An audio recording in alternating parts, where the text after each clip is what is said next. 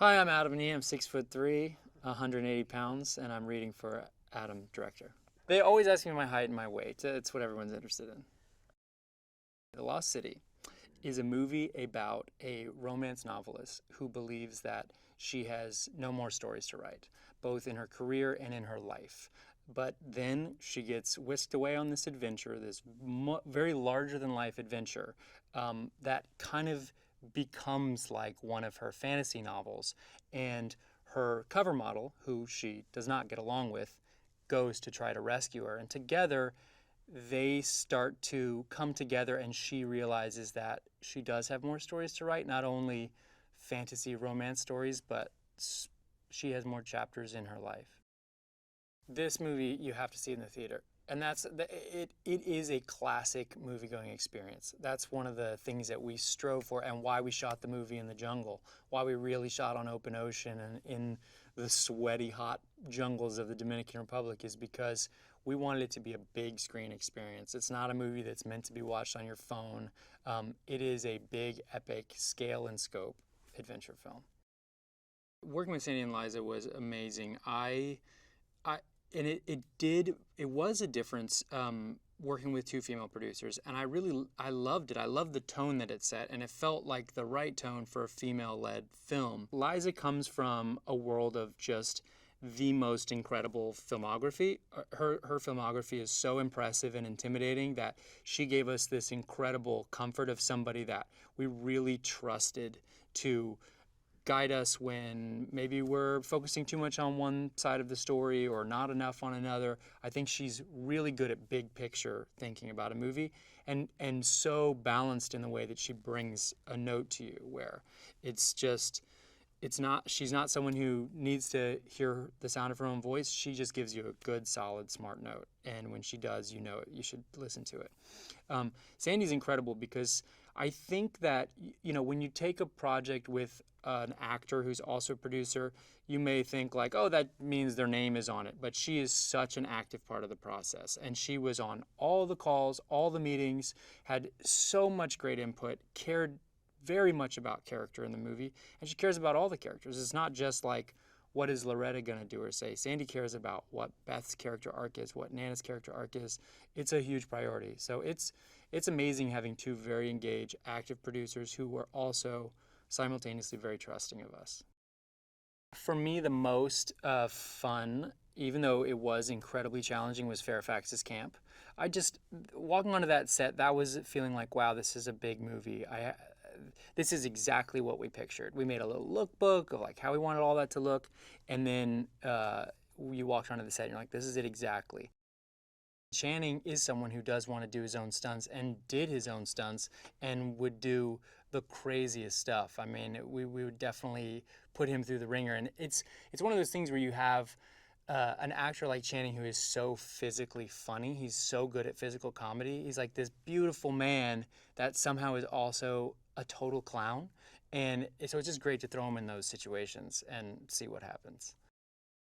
I think that's the genius of Sandy and Channing, is that they can take a scene that maybe another actor wouldn't find that extra layer, that extra physical layer that adds so much nuance and depth comedically.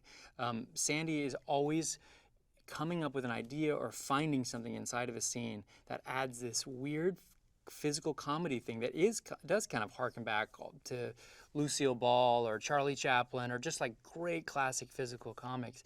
And Channing is the same way.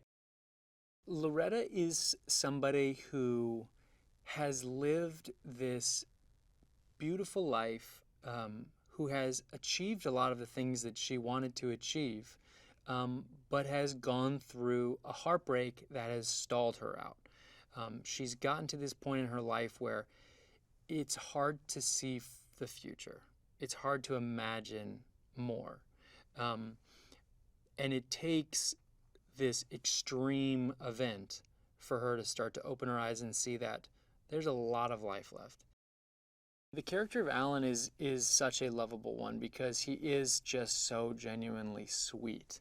And I think it was very intentional that we wanted to have this adventure movie where your male lead is so kind and sweet and that you can be masculine and soft, that you can be this hunky guy, but also just be kind. And he just, day one, as soon as we started shooting scenes with him, it was like, Channing's perfect for it, because Channing is like a sweet puppy dog. He is so kind and happy and positive and just brought so much life to that role. Casting Daniel Radcliffe in that role is one of the greatest things that happened on this movie. I can't imagine anyone else playing the part.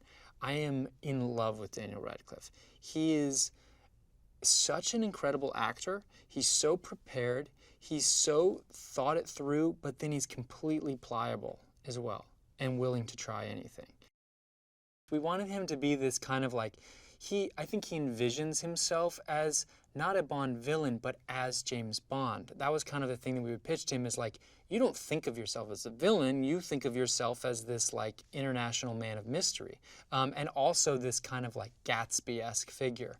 And so we wanted to put him in this white suit that is so impractical for a jungle adventure. Just put him in things that you like would not wear in 110-degree weather in the jungle.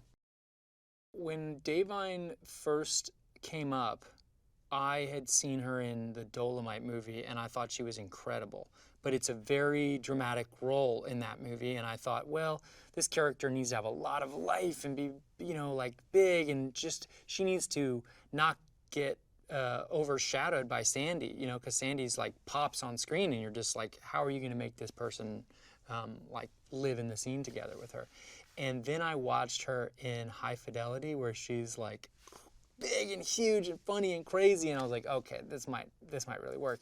And then we read with her, and it was obvious. She's incredible. I love Da'Vine. I think she's awesome.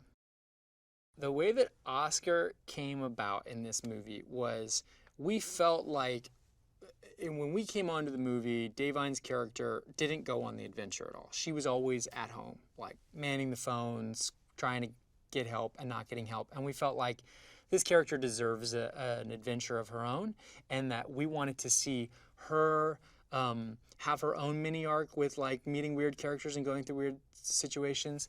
And Sandy had such an amazing experience working with Oscar that she just brought him up, and she was like, what about if we wrote something for Oscar for this journey? She was written as this, this millennial character who's like another good contrast to Loretta, like just someone in a totally different phase of life with a different mentality about what's cool and how this, publicity should go. And we really thought that character needed to be us sort of planting our weird flag, where we could have like, this character could say anything, like that nothing's off limits, and there was never anybody else in our minds but Patti Harrison. I have tons of snakes at my house, so it's normal for me. I just let them run loose. Keeps it interesting. So for me, snakes was fine. Sandy was like immediately like, let them crawl on me. I want snakes all over me. I'm cool with snakes. And I was like, are you sure? Because they're still snakes. Like, I know they're trained snakes, but I think like when they talked about the domesticated snakes, it meant like snakes they maybe caught 5 days ago. I don't know what the cutoff is for a snake being considered domesticated. So I didn't love the idea of snakes crawling all over her body. But she was like, you should ask Channing if he's cool with snakes. And so I texted Channing. I was like, hey, just checking, are you cool with snakes? And he's like, my dad used to catch snakes as a job. And like, he's like, of course. I'm like, okay. Like, we couldn't throw anything at them that was too much. So on the day, we have these tons and tons of snakes that are just like being laid out on the floor. And we have a board in between the snakes and Channing and Sandy, who are laying on the floor. And we roll cameras, and we get the snakes warmed up, and then you lift the board, and the snakes would just start going and being like right around them and going up and through them and stuff, and they would do the dialogue, not flinch. It was crazy. I couldn't be more grateful to have Aaron as my partner. It's, we have very similar tastes, but we're very different people. And I think that we complement each other and bring different things to the table, but what we do for each other and what he does for me, just is like having that support system when you're doing something like this is incredible. And you never feel like anything's going to get missed because you're both working so hard and focused on it, and there's always that other person who's got your back and is thinking about the same things and focused on the same things. And he's just I think Aaron is a real brilliant guy. He's a real genius.